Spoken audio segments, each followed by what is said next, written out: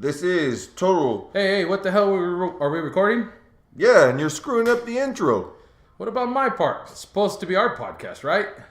Come on, man. I'm trying to be professional about this. You know damn well there ain't nothing professional about what we're doing here.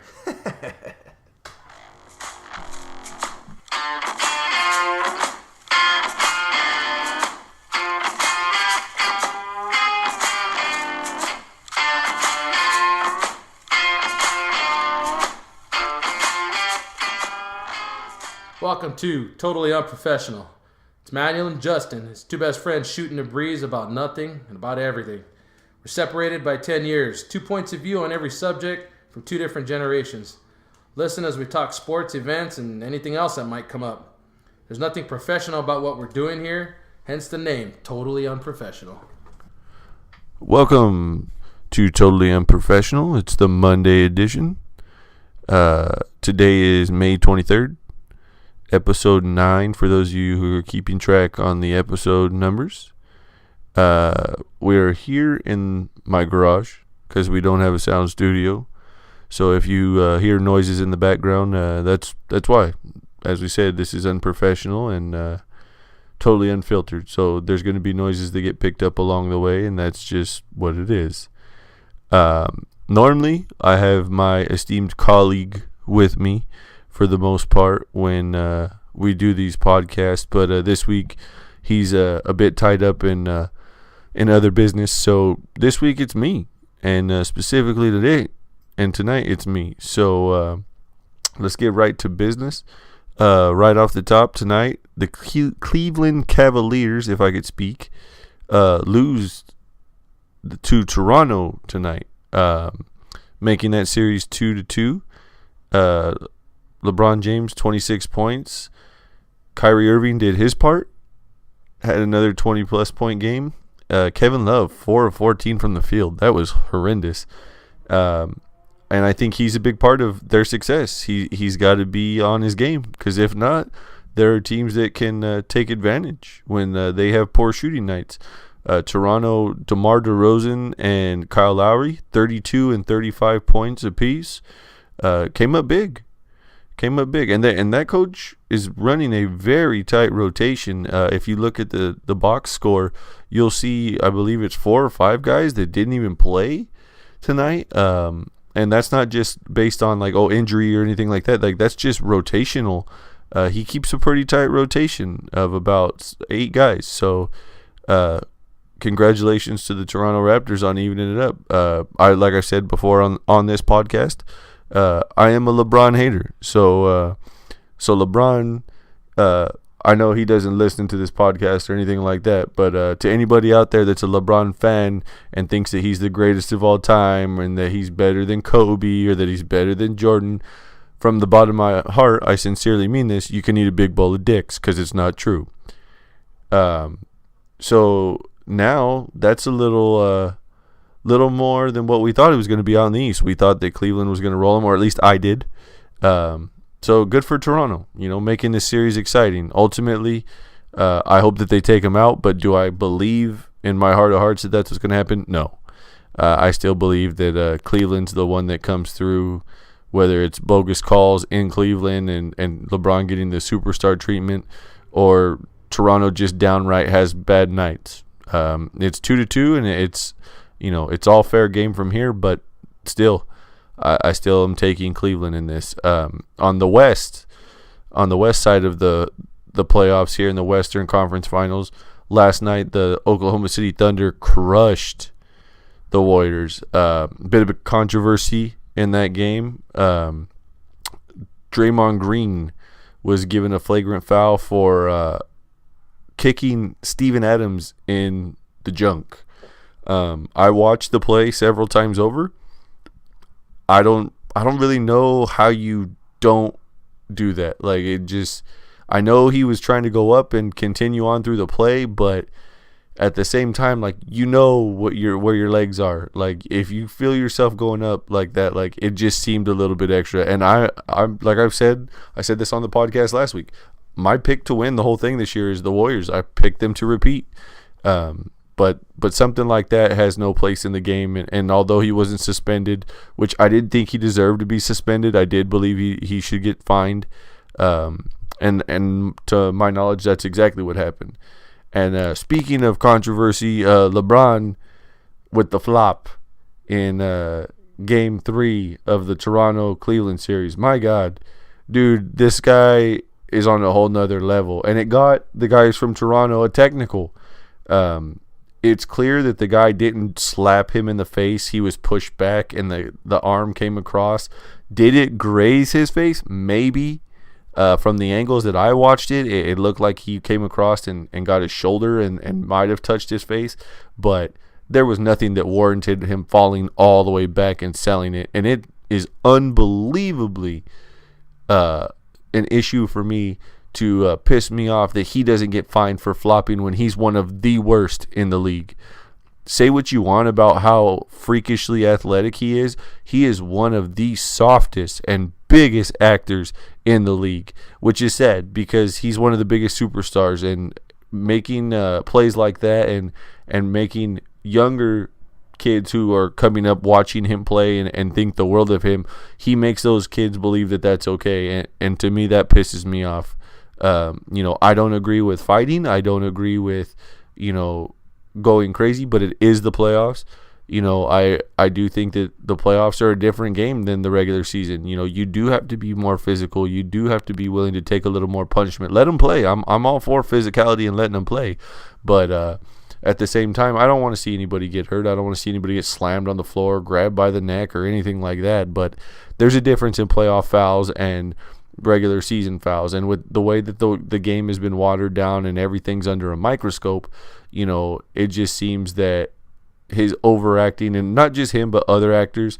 Blake Griffin is another one. He's entertaining to watch, but damn, that guy's one of the another one that's just a huge actor, and that makes it hard to watch them for me, and it makes it definitely hard for me to root for guys like that. I mean, I don't root for LeBron. I never have, except for when he's on Team USA. That's the only time it's acceptable for me to root for LeBron. If you're representing our country, hey, I'll give you the tip on that one. But outside of that, no, sir, you don't get that. I think that his attitude is infectious. I think that his attitude is contagious to the environment that they're in.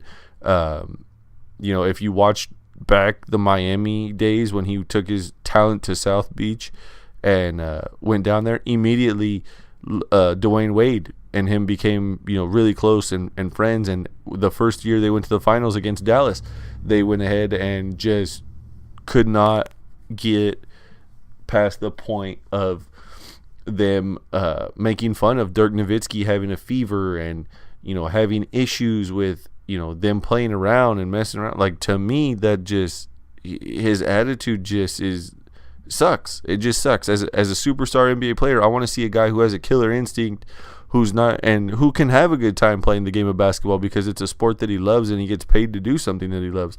But the fact that he essentially gets to throw his weight around because of his name and because of his freakishly, set of athletic skills and build, that kills me. That definitely kills me. So, like I said before, he's not the greatest of all time. Most physically gifted, yes, you can't take that away from him. But as far as list of greats of all time, on my list, Michael's number one. There's nobody that's going to touch that. There's nobody that has come along in my lifetime, I don't think they ever will, that can touch Michael. He had that instinct. He had the game. He was a two guard that, played huge and was a scorer like nobody's business, but he played defense. People forget about his defense. Everybody's like, oh, he could score. He had the last shot of the game. Yeah, but he also won Defensive Player of the Year. People don't remember that, whereas number two on my list is Kobe.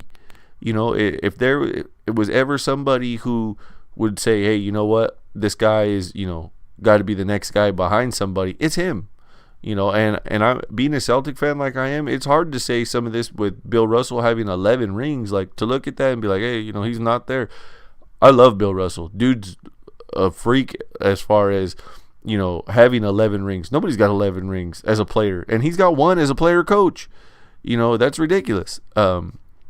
But Kobe had that killer instinct. He wanted the ball at the end of the game. He would tell you what he was going to do to you. He knew how to get inside your head. Whereas LeBron doesn't want the ball at the end of the game. You don't believe me? Watch what happens when they beat the Spurs in the NBA Finals. He defers at the end of those close games to guys like Chris Bosh and guys like Ray Allen. It's not him that hits the game winners. It's not him that saves their playoff run. It's not. He does not want the ball in big game situations, and he hasn't for a long time. I don't know if he really had that mentality when he came into the league fresh out of high school, but I do know that he attacked the basket with authority, that if he wasn't going to get the foul call, he was okay with that because he was going to foul you, or you were going to foul him because he was going to go through you. And at this point now, all he ever does when he goes to the basket is complain about how he didn't get hit, how he didn't do this. That's fine, but don't expect that treatment when other guys are taking a beating and they're not getting any of that love. So, like I said, LeBron is not even in my top 2 of the greatest of all time. And there's going to be a lot of people that disagree with that, and that's fine. And most of you, if you're a younger listener, have probably never even watched Jordan play. All you know is his shoes. So if you have time, look up Michael Jordan's playing days, because then you'll see greatness. Then you'll realize that there's something special there, not something like LeBron James, who's a crybaby bitch. So moving on from the NBA playoffs, if you guys watched SportsCenter last night,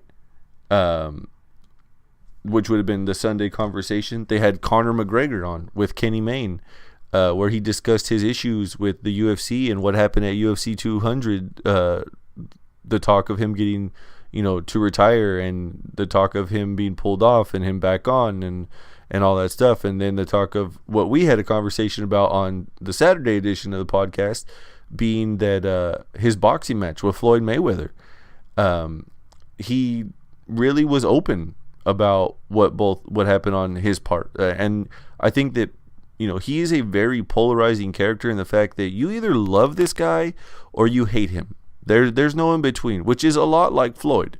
There's not a whole lot of people that like Floyd just because he runs his mouth and he has personal issues, of abuse and stuff like that. But on a professional level, you got to respect him. And that's the thing is, I don't like Floyd. I used to say that he ran. I used to say that when he was boxing actively that, his fights were boring. And I still stand behind that. But at the end of the day, you got to respect the record. He still has to go out and perform. He still has to go out and execute these game plans. And he did that. So you can't really take that away from him. Now, the talk of Conor and Mayweather has been swirling around. And I think that Conor really added to that last night on the Sunday conversation with Kenny Mayne, because he announced numbers and he announced the talk that's been going on. And he did not shut down the idea that it was a possibility. He went ahead and said that Floyd told him that he could take $7 million to Floyd's $100 million.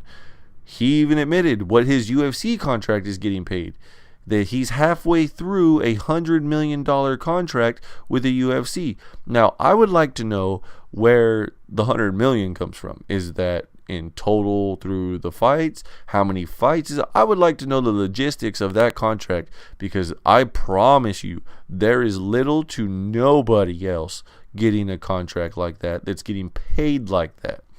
And I would just like to see where he's getting that figure from, because Lord knows the UFC and Dana White's not going to expose those figures and their payroll. They already don't as a private business. But he also, was truthful in saying that, it was him putting out that tweet, not really thinking about, people taking it so far and believing him in the retirement tweet, stuff like that.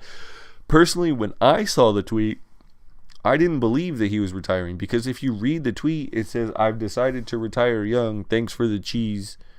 See you later." I thought that meant that when he decides to, that he's going to take off at a young age, that he'll feel like, oh, I've conquered the game. I need to go away now. I have all this money. I can walk.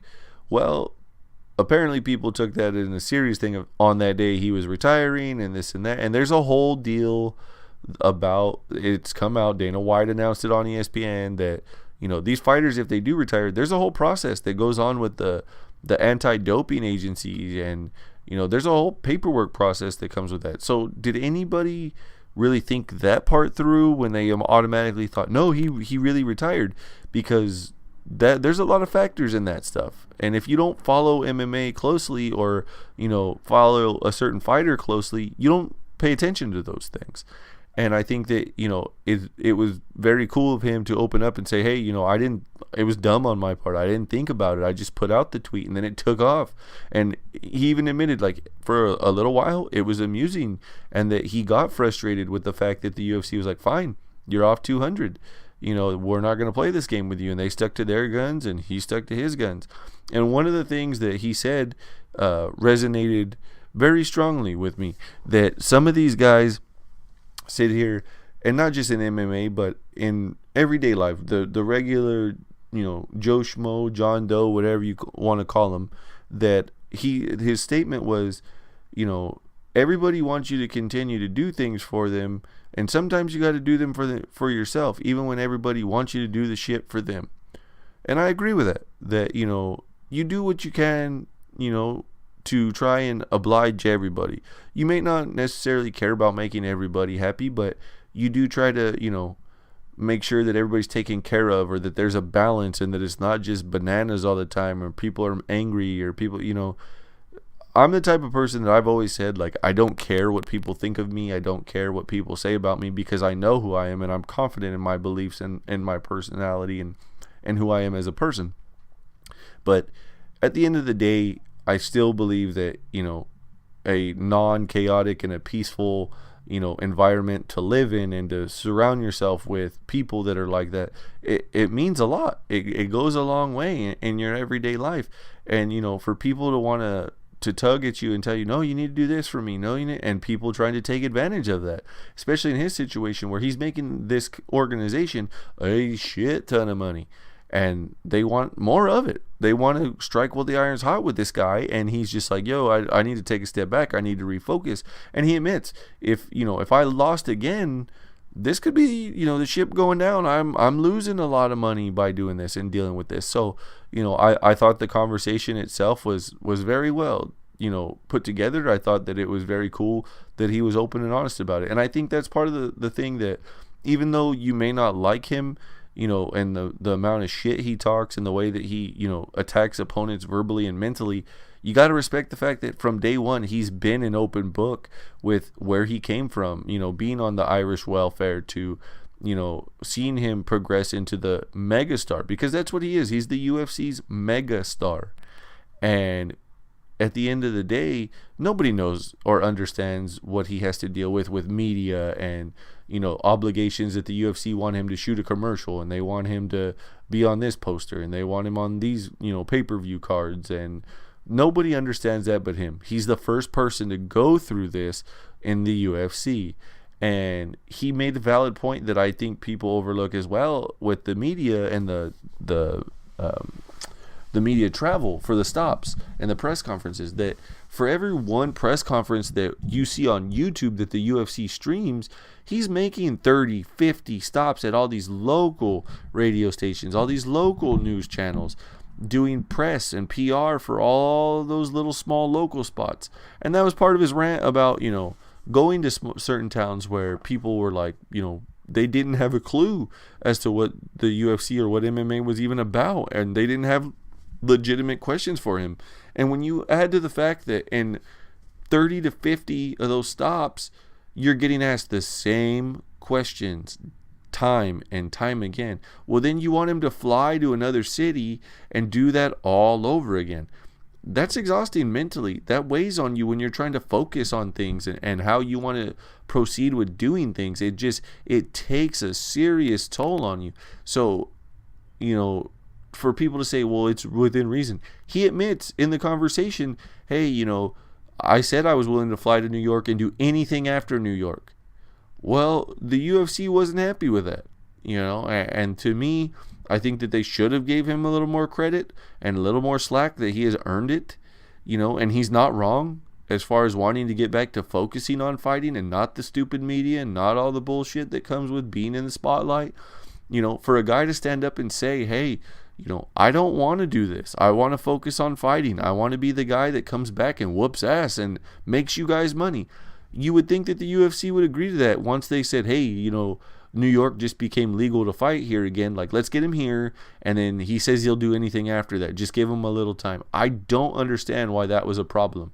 I just don't. I mean, as somebody who has a lot of irons in the fire, so to speak, with the many things that I do outside of this podcast, I get it. It's tiring. It very is. And I can't even compare to the type of shit he's doing and the type of questions he's getting asked. But when you have so many things going on at once, man, sometimes you just feel like you need to take a step back every now and again. And I think that, he felt that way, and I think he had a right to.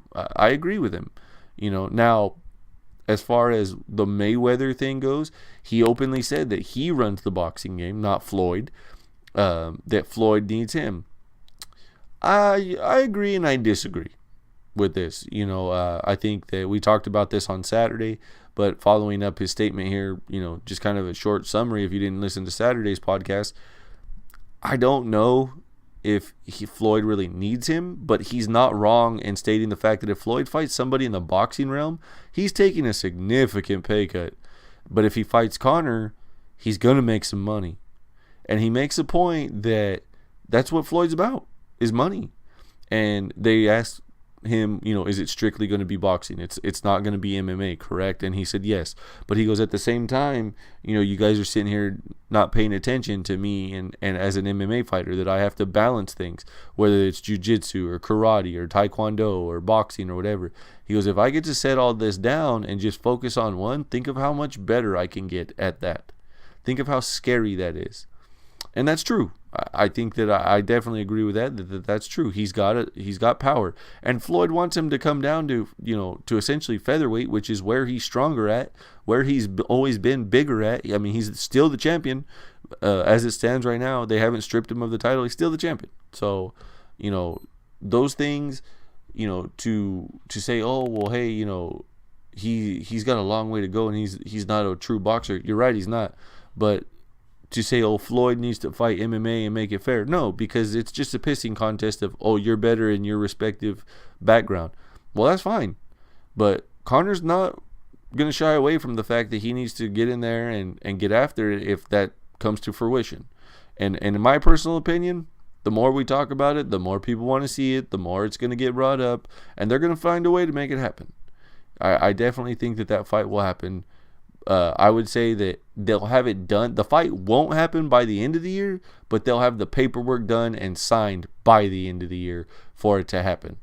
Because right now they're currently working on Conor versus Nate, the rematch for August for UFC 202.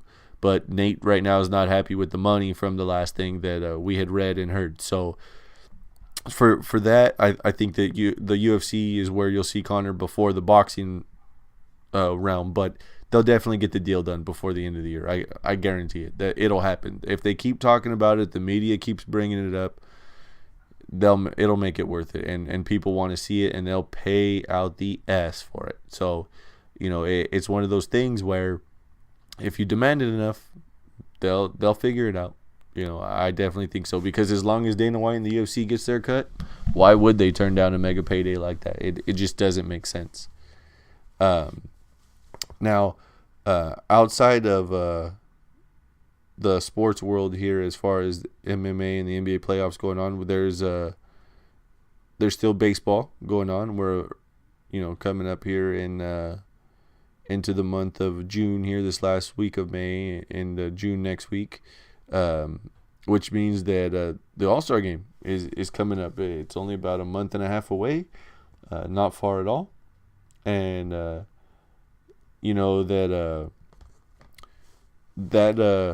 that's marks the halfway point, of the baseball season already. So my Sox doing well right now. David Ortiz killing it. Wishing that he wasn't leaving this year. Very disappointed. Especially after the monster year that he's having, and their offense right now is on fire. Jackie Bradley Jr., a 27-game hitting streak rolling into tomorrow against Colorado. It's going to be huge. I definitely think that they're going to come out on top in the AL East, it's no cakewalk, that's for sure. The struggles are still where they were a year ago. They're just not as magnified, and that's pitching. I think that we have an offense, and we've shown that, but can the guys on the mound shut down the other team? And right now, we're hot. We're playing well, and it looks good, but hopefully we can maintain this and keep a good balance and keep on that path, so that way once we get into, the later months of the September, late August, September, that we're hitting stride and we're rolling right into those playoffs, ready to go. I plan on going to a couple games this year, even though I live out here in California. It's been a tradition of mine to go ahead and go out to at least the games, or at least a game, if not several games, of the Red Sox making their West Coast trip out here to Oakland. I have a friend of mine named Timmy. Shout out to Timmy Rodriguez out there in the Bay Area. Him and his family, always awesome with us. They always are good to us when we come out there and visit and enjoy the getaway and the weather out there in the Bay Area. And definitely going back this year to watch my Sox play over there. Although I got to admit, I've been kind of bad luck out there. I've been to 4 games. I've been to the last 4 years, and we went to a Celtics game when they played the Warriors there a few years back, and my team's never won a game that I've been to. Definitely a little rough in that department, making me contemplate maybe I just need to stay home and watch the game on TV. But nothing can compare to being at a live event like that and a spectacular, events that happen along the way. I was actually at the game in Oakland when David Ortiz hit his 400th career home run. It landed about 30 yards from us. It was pretty sick, And then last year we got to go walk all the way down to behind the dugout and got to take pictures of all the guys at batting practice and all that stuff. It was pretty wicked, and I definitely wouldn't change it. Win, lose, or draw. It's an awesome experience. I always love going back to the Bay Area and going out there. So definitely going to be back there this year. The Red Sox actually make a West Coast trip against the NL this year. They play 2 games with the Giants, and I believe it's 2 or 3 games with the Dodgers. And I've never been to either park, so I definitely want to go to at least one, if not both, places. And I've heard AT&T Park is beautiful. And Dodger Stadium is, Dodger Stadium. It's got a lot of history, and, there's a lot of people around here that are Dodger fans, so I definitely want to make my way out there and check it out. Being a kid that's born and bred here in California, those are supposed to be my teams, but not true. I'm a Celtics fan, I'm a Red Sox fan, and I'm a Raider fan. That's the only one that seems to make sense to people is the Raiders. So, I definitely got to support my teams, whether I'm on their coast or not. And Oakland is, for the most part, I haven't had any problems. There was one year where I almost got into a fight with a guy because he was drunk, and it was just ridiculous. Me and my friends were sitting there. I was the only guy in Red Sox stuff out in the bleachers in right field, and the guys were just hammered, and the guy wouldn't leave me alone. He just kept talking. Finally, I told the guy I was going to fight his ass. As soon as the game was over, I'd meet him at the top of the stairs. Turned out his buddy was an off-duty cop, and walked him out of there and just said, "Hey, man, we don't want no problems.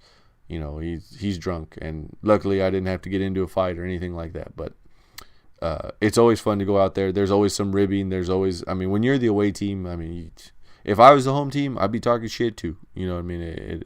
That's just what it is. And I think that Oakland just gets a bad rep in general. I went to the Raider game when Derek Carr was a rookie.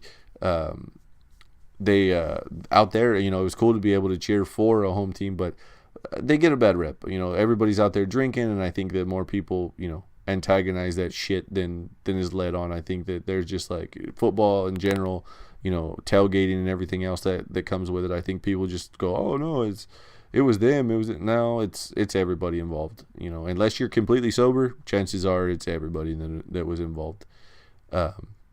So it is like that with baseball right now. Like I said, the Red Sox are right in the hunt for the AL East, and hopefully we'll keep that rolling. So make sure you vote for your all-star players, whether you're a Dodger fan, an Angel fan, a Giants fan, an A's fan, Mariners fan, whoever the hell your team is, vote for them. And even on a triple A level out here, I don't live too far from Fresno, which is the Houston Astros triple A team who is on the rise. So definitely the farm system they're running in Fresno is great. It helped win World Series for the Giants, and now it's showing some success and a turnaround in the Astros. So big ups to Fresno, the Fresno Grizzlies. They've done some great things, and hopefully they'll keep that rolling. Definitely nice to have a local setup like that we can support and get behind and people recognize. So outside of the sports realm, some stuff to kind of talk about tonight. Little more serious stuff tonight. Here at about the halfway point, got the sports stuff out of the way. Some stuff I want to talk about tonight is just some stuff that kind of as of late has been out there. It's a regular thing that people deal with on the regular. As an adult, I know that at one time I struggled with it. I know that there's lots of kids out here struggling with it, and that's being yourself. I think that not to get like too far into my situation and the things that I've dealt with or anything like that, but just to kind of put this out here on a positive note and things, on Saturday's edition, we talked about pushing kids too soon and wanting them to work too hard with sports and the idea of and sporting and things of that nature. But just on a everyday level, I think that people, look at kids and go, oh, well, you guys are kids. You don't deal with a whole lot of things. You don't do the things that, would make an adult go, oh man, I'm going to pull my hair out, or oh, it drives me up the walls, or that's a lot of stress or anything like that. But I think that in this day and age, it is a little different. I think that things are different for these kids. There's a lot of things out there that this older generation doesn't understand, that they don't really get, as far as the pressure that other kids put on them, the fact that things happen earlier in life now than what they did for others. I mean, one of the things we talked about on the second episode of our podcast is the fact that pornography, that for kids out there nowadays, they can go online and there's free porn streaming online, whereas we had to go through, myself included, buying dirty magazines and stuff like that there was a process. You didn't just get straight to the meat and potatoes, so to speak, of that stuff. And I think that goes for a lot of things nowadays, is that like, because there's so much access to so many things that we weren't able to access back then, that whether it's technology on the phone and social media, or access to things just by word of mouth, because it translates differently, the way people talk and what's going on and what's cool and what's popular and what's not. And I think that a lot of times that people will just assume that because kids are kids, that they don't understand things, or that they don't get things. It's like, well, you don't understand what it's like to be under stress or under pressure. And I feel like there's some things that really are out there that should be talked about and should be gone over and should be explained, and you should be talking to your kids about it. I've openly said I don't have any kids, but I know what I have an idea of what I want to deal with my kids, like if I ever get to that point where I get that blessing of having kids. I definitely think that a lot of kids nowadays, they get bullied, or they get all this stuff, and I've said on this podcast, and I stand by what I said, that we raise a country and a generations right now full of a bunch of soft ass kids that they can't go through life being afraid and being soft, and this bothers me, so you got to respect the fact that it bothers me. It's like, what, there's a certain time and a place for certain things like that, where things are out of hand, and if it bothers you genuinely and your beliefs, and it imposes things on you, then absolutely, I think that you stand up for yourself and you speak up, and you speak loud and proud, even if you're the only person standing up for that. That goes a long way. It brings recognition to whatever you believe and you're standing up for. Now, What I don't agree with is the soft ass kids and the soft ass people that want to speak on things and they don't do their homework. They don't have any knowledge or facts on situations. They haven't gone through them. They don't understand the situation at all, or they try to play whatever the situation is in their advantage. One of the big things going on around right now is the identification of being the transgender bathrooms. About how do you define being identified as transgender? Does that mean having the genitalia? Does that mean just because you say, oh, I'm in a man's body but I feel like a woman? All these things come into play, and people are getting like seriously offended by the fact that people are like, no, I don't agree with it. When the fact of the matter is, the reason why they don't agree with it is for the fact that predators, these people that'll sit here and identify and go, no, I feel like a woman in a man's body, and these sicko motherfuckers will go in and prey on these kids, and and it worries me to death. Even at the age of 28, that it's going to take something bad to happen like that for people to go, oh, maybe we shouldn't have done that. Maybe that was a mistake, but we were trying to be sensitive to them. You don't have to agree with everybody. You can respect and accept people's beliefs and opinions and not agree with them. And I think that for that reason, that's not spoken a whole lot about. It's, there's a whole lot of things out there where kids don't understand that. They automatically think if you're wrong, you're wrong, or they have parents in their home going, they don't understand certain situations or the way that other kids feel nowadays. When I definitely know when I was in school, that there were situations where being gay was not very common. There wasn't a whole lot of kids that came out and said, hey, I'm gay. Like I'm talking about in high school. There wasn't a whole lot of kids that were like, yeah, like they had come out and said, hey, we're gay. It was very much something then that was like, hey, like you don't talk about that. And it was used as one of those things as another term for the word lame. Like if somebody came up to you and said, hey man, how was the party? Oh, it was gay, man. Like it was another thing that they used as a term for like lame or whack or whatever. And I think that nowadays, because it's so much more common, that people are like, no, we have to respect those people and we can't say things like that. It's like, dude, like, yes, respect those people. Like if you think that, that they're wrong, hey, that's fine. You can have that opinion. But that doesn't mean that you got to bully that kid because you don't agree with them or because you know that they're not going to, fight back or whatever. There's no reason to do that thing. Let me say right now, I will be the first person to tell you that, I wasn't the most popular kid in school. Yes, I played sports. Yes, I did things like that, but that didn't mean anything. I wasn't one of those kids that was the best looking or the most athletic. I just did basketball specifically and sports in general because I enjoyed playing them, and it made me, some friends that were, cool along the way, and some of them I still keep in contact with today. A lot of them I don't, and one of the things that I had to learn as an adult, it did not hit me until much later in life, that, watching other kids go through it now, it really resonates with me. That one of the coolest things, if you take nothing away from tonight's podcast, I want you to hear this part loud and clear. The one thing that is more awesome and badass than anything, that any accolade, anything that anybody could go, hey man, it's awesome that you do this or that you have this, going on with you, is being yourself and not apologizing for it. If you are you, whether you're an asshole, whether you're one of the sweetest people you've ever met, the most kind-hearted people you've ever been around, be yourself and do not apologize for it. Yes, there's compromises. Yes, there's things you got to work through and work on. And I can honestly tell you I'm a work in progress. There's things about me that aren't perfect, but I'm me and I believe what I believe and I stand for what I stand for.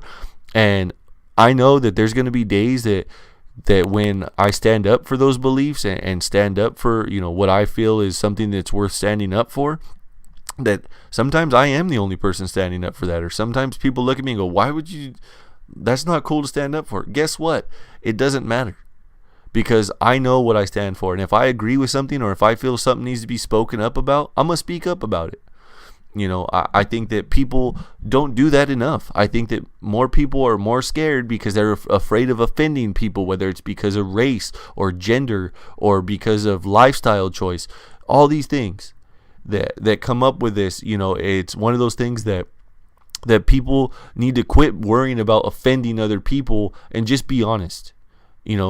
Yes, I definitely think that it can cause problems and negativity, but people need to quit being sensitive. You can respect somebody and accept their beliefs, their views, whether it's because you have an issue with their race, or because you have an issue with their lifestyle choices, or because you have an issue with the clothes they wear, or the sports they play, or the people they hang out with. Hey, you ain't got to like it, because they're not here for you.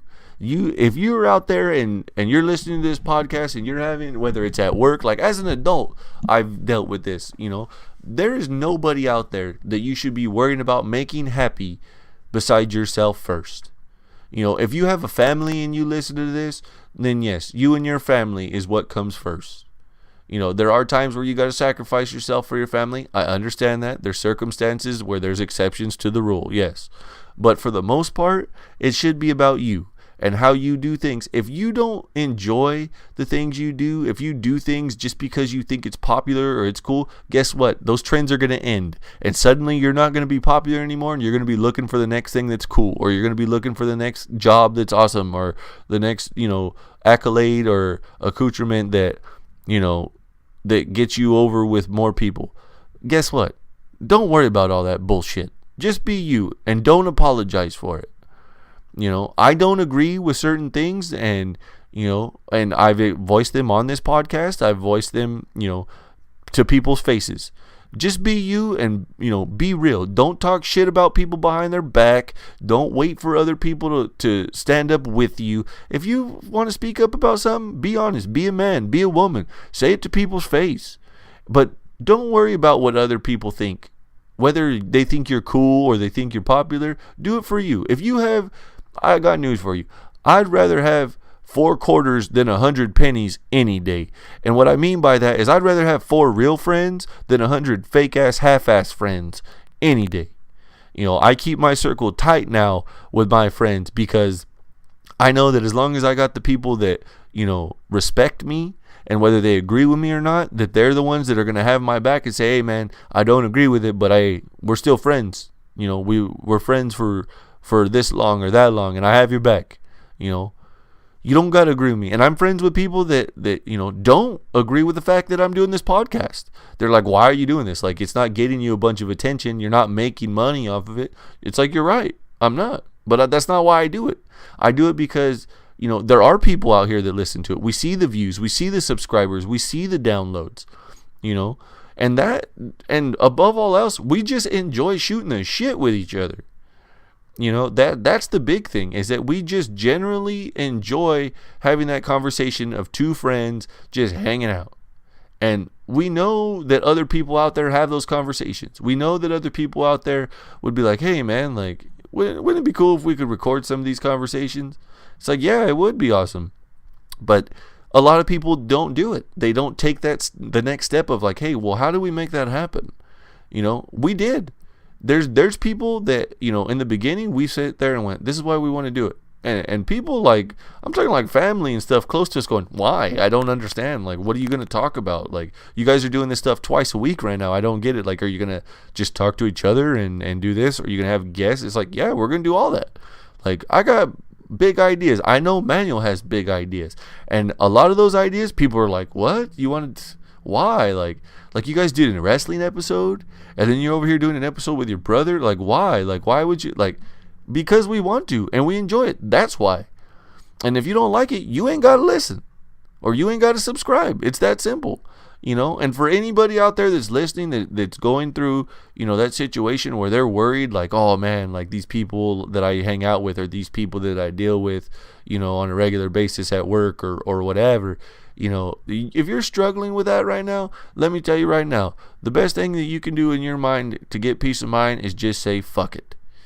Enjoy what you do. If something makes you happy and it's not hurting anybody else, it's not taking away from anybody else's rights, you're not bothering anybody else, do it. Do it your way. That's the best way to do things, is your way. It might take a little longer to get to your goal. It might make things, a little bumpier on the way there. But I promise you, the satisfaction that you get by knowing that you did things your way, and that it wasn't about influence, it wasn't about, pushing through and being like, oh, I'm going to do what they want me to do for now. It's like, no, you did things your way. And there's kids out there. If you have kids and you listen to this podcast, hear me out. Like I said, I'm 28.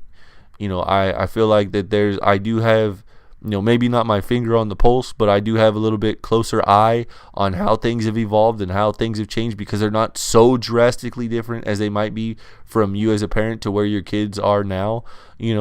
Listen to your kids.